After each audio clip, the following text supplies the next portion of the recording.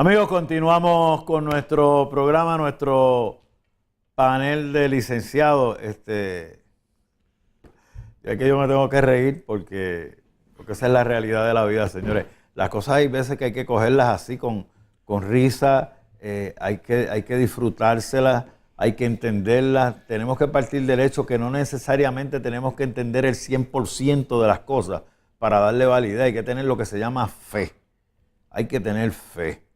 Y pues hay cosas que no entendemos, no nos gustan, pero son así, así son, no las vamos a cambiar. Nosotros no hicimos la ley ni somos los que estamos en el sistema en este momento adjudicando la misma. Uno se ríe de todas estas cosas. Pero muchos lloran, ¿sabes? Pero muchos lloran. Pero interesantemente, lo que nosotros vemos en los teatros, en las interpretaciones de los teatros, todos esos problemas que a veces traen son realidades. La gente dice, eso es ficción, eso... No, hay un componente de realidad. Y entonces la gente piensa que cuando nosotros, los que estamos en los tribunales todos los días, cosas que tú piensas que jamás y nunca se lucharían, se están luchando. Sí. Y es una cosa que la preocupación de cada ser humano es bien particular, y por eso es que los tribunales tienen que respetar. E incluso en un ejercicio entre partes, en una creencia, cada cual va a luchar por su parte, pero la parte que prevalezca tiene que respetar la decisión. Y por ejemplo, lo de la alimentación ahorita, que hiciste la pregunta, ¿qué es lo que hay que hacer? Mira, en esos casos, un trabajador social no te va a evaluar la alimentación. Entonces, tú tendrías que traer un perito, ya sean peritos nutricionistas, dependiendo del enfoque que tú quieras dar como parte, porque ser interés de parte, si las dos partes están de acuerdo de traer cada uno sus peritos, pero peritos de la salud, peritos de salud me refiero médicos, evaluadores, probablemente ese menor pase por unas evaluaciones médicas, si la alimentación es apropiada de un lado o del otro, o sea, tiene que haber un ejercicio y eso cuesta dinero. O sea, cuesta dinero la cuestión pericial porque eso no lo está pagando el Estado. Eso es un interés particular de las partes que quieren probar, en efecto, por ejemplo, que una alimentación que ellos están proponiendo en la crianza del menor es correcta y que tiene que ser científicamente probada, como tú bien decías ahorita. Y tiene que haber ese ejercicio responsable, porque, ¿sabes? Tú no le puedes cambiarle a la noche a la mañana una dieta a un menor. Si estuviste comiendo siendo vegetariano desde que nació, a los 5 o 6 años que estás proponiendo eso, tú no le vas a cambiar la dieta y viceversa. O sea, hay que proteger también la salud del menor en esos cambios. Por eso no es... Yo hago la pregunta y yo sé que estoy haciendo algo y a lo mejor la contestación no existe y yo estoy consciente de eso. Lo hago porque quiero ver de la manera que ustedes lo enfocan. Es como esta pareja se divorcian y han criado al hijo que tiene 7 años, a modo de ejemplo, vegetariano. Y mañana la señora contrae nupcias con un tipo que tiene una lechonera. ¿Tú crees que en la casa va a haber...? No, usted se ríe. ¿Tú crees que van a traer una fiambrera de la lechonera de vegetales? Van a traer las morcillas, el cuero, van a traer toda esa cosa. Y ese niño, esa es la comida que hay en casa ahora, está en mi casa ahora. ¿Qué hago? Me voy a tener que comer ese lechón y el weekend que viene cuando esté con papá, me voy a comer otra vez la lechuga. O sea, estas cosas suenan sencillas, mi ejemplo suena ridículo. Pero yo no sé si han tenido casos similares, pero eso se puede dar. Sí, claro que sí. El nene va a terminar yéndose con papá, que lo auxilie.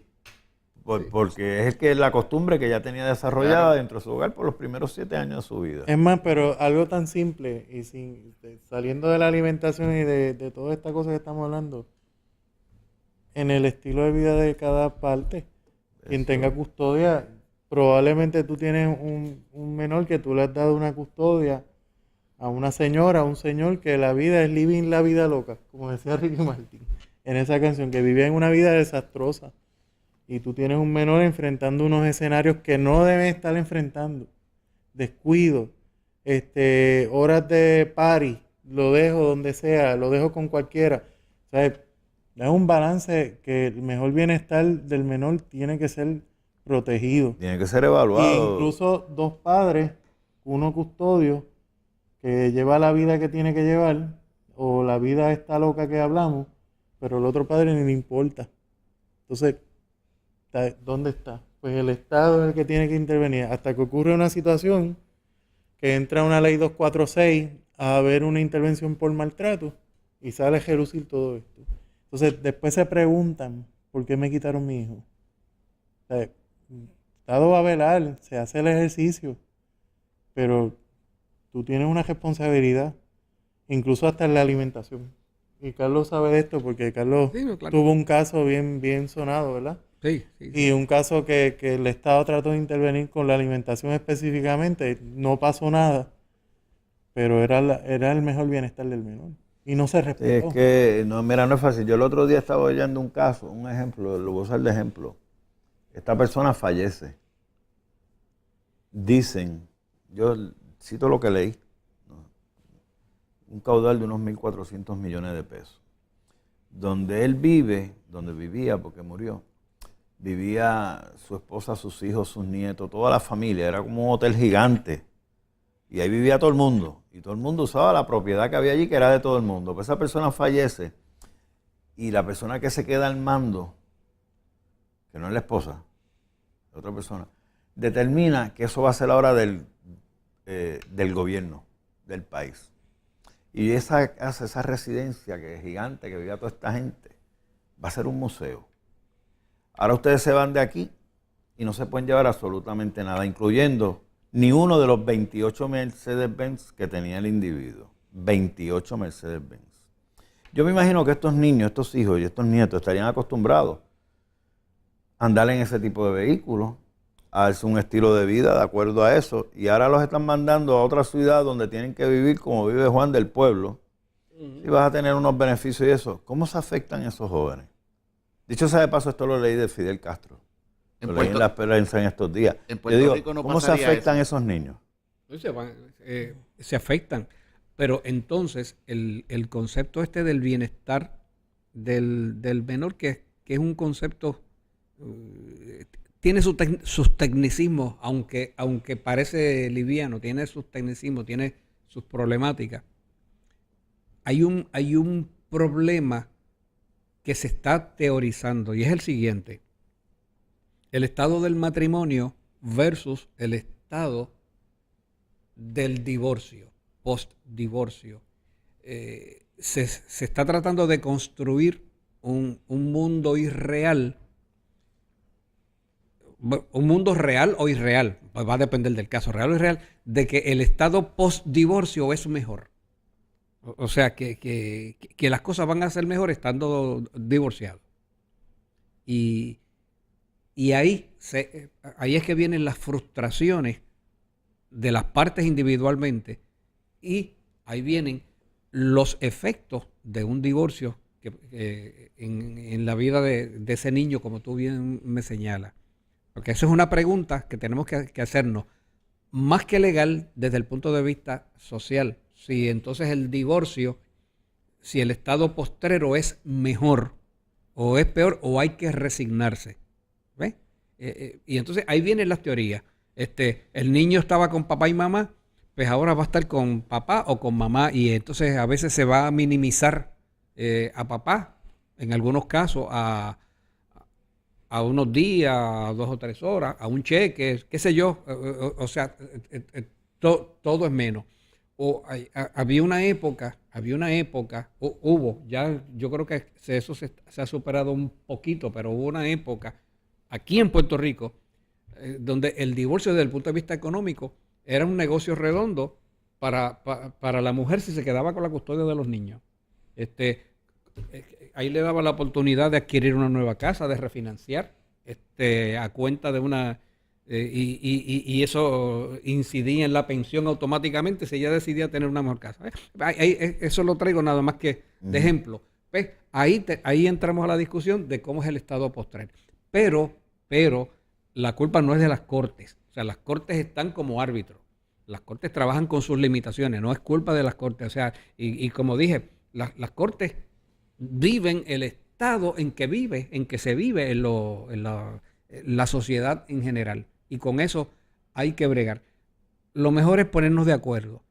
Si no nos ponemos de acuerdo, hay un tribunal que va a decidir. Incluso ya hay se habla de la posibilidad del arbitraje en otras áreas, y también esto es un área que se pudiera que eventualmente yo creo que descongestionaría esto un poco en el sentido de que no tenga que ser en primera instancia el árbitro, el juez mismo, sino que hubiese este tipo de situación y ya se trabaja un poco en esa área también. Es que no sé lo que piensen los compañeros en cuanto a eso, pero sí, se van a afectar y el estado postrer no necesariamente es mejor que el anterior.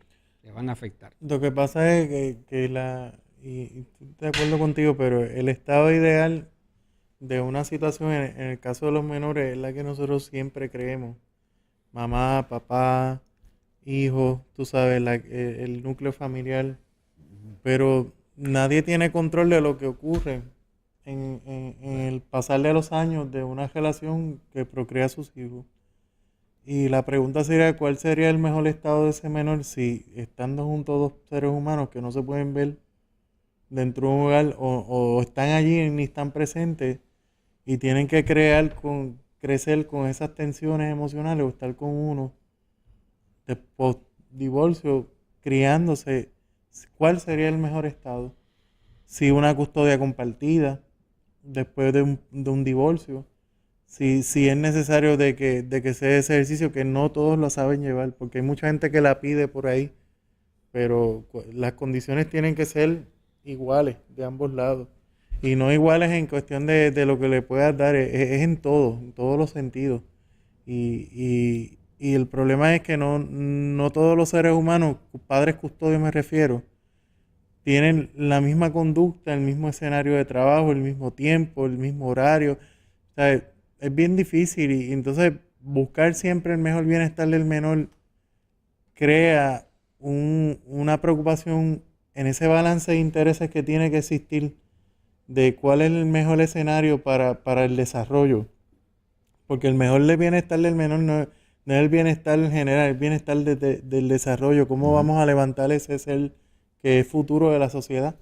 Y suena muy bonito, ¿sabes? Suena precioso, pero es difícil y los que crían saben el esfuerzo que conlleva eso y el costo y tantos factores que tienen que preservar para tú poder llevar a una persona responsable, levantar lo que sea un ser humano responsable.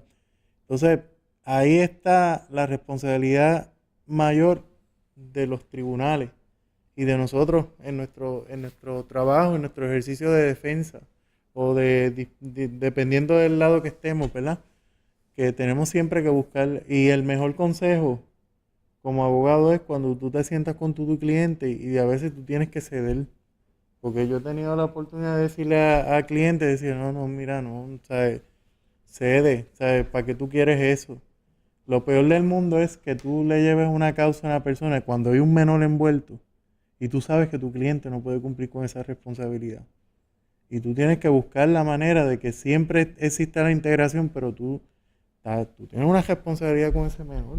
Aún tú siendo abogado, si tú sabes que no puedes llevar una custodia compartida o no puedes llevar una custodia en su totalidad, porque si lo tiene un fin de semana, bajo unas relaciones paterno-filiales, y no puede cumplir, ¿cómo tú le vas a ceder una custodia? Tú le peleas el caso y lo llevas o lo orientas y le dices, ¿tú puedes cumplir o no puedes cumplir? Pero hay que buscar el mejor bienestar del menor y ese ejercicio empieza desde acá, desde el profesional del derecho que orientamos a los clientes en ese escenario. Situaciones difíciles, a veces tienen que ser psicólogos, psiquiatras, trabajadores sociales, abogados, juez, fiscal, todo a la misma vez.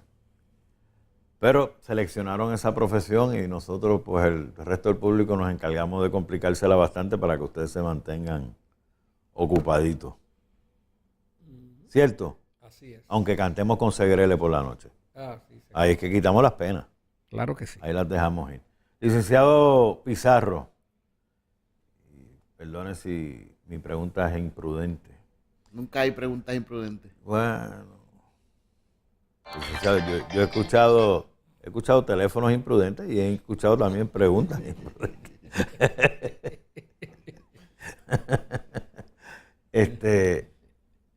Casos que no sea suyo. Sí. ¿Ok? Estamos claros, no es suyo. Claro. En este tema que hemos estado hablando, de las cosas que usted ha visto que, como uno dice en la calle, me ha volado la cabeza, o sea, la decisión, el cuadro, la circunstancia, no la puedo creer. No caso suyo. ¿Usted me puede dar alguna anécdota? En cuanto a esto de familia. Wow. Le pregunto porque los escenarios como lo hemos establecido nosotros aquí, aunque parecen que son bien irregulares, ¿no? Son bastante dirigidos. O sea, la religión, la alimentación, o sea, cogimos unos puntos tan específicos que el informe del trabajador social, o sea, que tan específicos que aunque sean difíciles de decidir, están bien encuadernaditos, no tienes mucho... El largo mucho de las que ir. vacaciones, si se va a dar un viaje, si son 2 semanas, si son 3 o si son 4, o que papá quiere dar, pasar el verano con el niño 4 semanas y mamá lo que quiere 3 porque tiene el cumpleaños del esposo, del hijo del esposo y quiere que participe y entonces pues, confligiría y entonces vamos a quitarlo de 4 a 3, todo ese tipo de cosas, todo ese drama humano existe. Por ejemplo, un caso particularmente que yo he tenido que habían acordado en los acuerdos del divorcio, en consentimiento mutuo, que 24, un año sí, un año no, 24 de Nochebuena se lo lleva mamá y el otro año se lo lleva papá el mismo día, 24.